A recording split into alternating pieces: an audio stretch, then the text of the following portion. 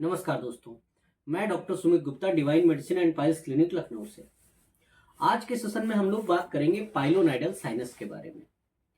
Pilonidal sinus जो होता है वो जो हमारी कोकिक्स बोन होती है, कह सकते हैं ग्लूटियल रीजन में दोनों बटक्स के बीच में जो दरार होती है वहां पोस्टीरियरली एनल रीजन से ऊपर, अगर एनल वर्थ से ऊपर की तरफ बात करें जो ग्लूटियल रीजन है, वहां पर एक टनल जैसा स्ट्रक्चर फॉर्म होता है। किस वजह से होता है?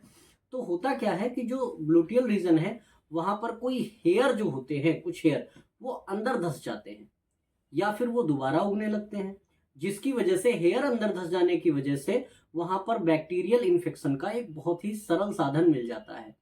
तो बैक्टीरियल इन्फेक्शन की वजह से वहां पे अपसेट्स डेवलप होने लगता है, रेडनेस आती है, कई बार उसमें मवाद पड़ जाता है, पस कलेक्शन होता है और दर्द जलन ऐसी समस्याएं होती हैं। दिखने में, बाहर से दिखने में फोड़े जैसा लगता है, सिस्ट जैसा स्ट्रक्चर होता है। खास बात यह है कि पाइलोनाइडल साइनस होने पर अगर आप कोई दवा खाते हैं तो दवा से ये कंप्लीटली ठीक नहीं हो पाता है। क्यों?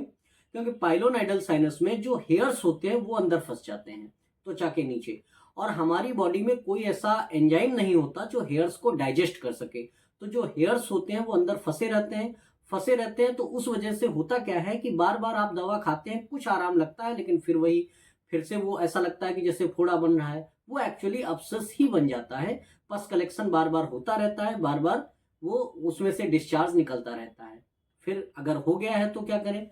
अगर कभी भी पाइलोनाइडल साइनस हो गया है तो उसकी स्थिति जानने के लिए एक टेस्ट कराते हैं जिसको बोलते हैं साइनोग्राम, एमआरआई साइनोग्राम। उससे हमें यह पता चल जाता है कि ये कितना अंदर तक फैला है और किधर गया है। जब स्थिति पता चल जाती है तो उसके बाद एक अच्छा सर्जन से आप संपर्क कर सकते हैं, या अगर आपको कोई ऐसी समस्या है तो आप हमसे संपर्क कर सकते हैं। हमारे पास क्षार सूत्र विधि से पाइलोनाइडल साइनस का बहुत आसानी से सफलतम तरीके से इलाज किया जाता है। और जब कभी भी सर्जिकल रिमूवमेंट ऑफ हेयर्स करते हैं, इसमें से मतलब हेयर्स निकाल देते हैं सर्जरी के थ्रू, उसके बाद ये हेल्दी टिश्यू जो होता है, जो वहां पे वुंड बनता है, वो धीरे धीरे अपने आप मेडिकेशंस का सपोर्ट लेकर के उसको आसानी से ठीक किया जा सकता है। लेकिन अगर जब तक हेयर्स फंसे रहेंगे तब तक उसे ठीक कर पाना संभव नहीं होता है।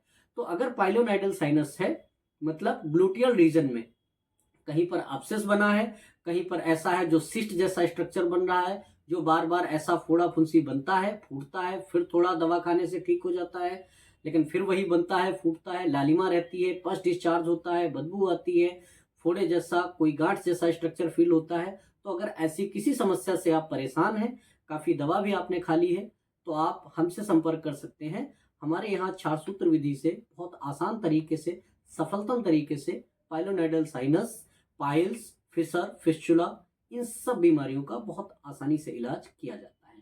Thank you.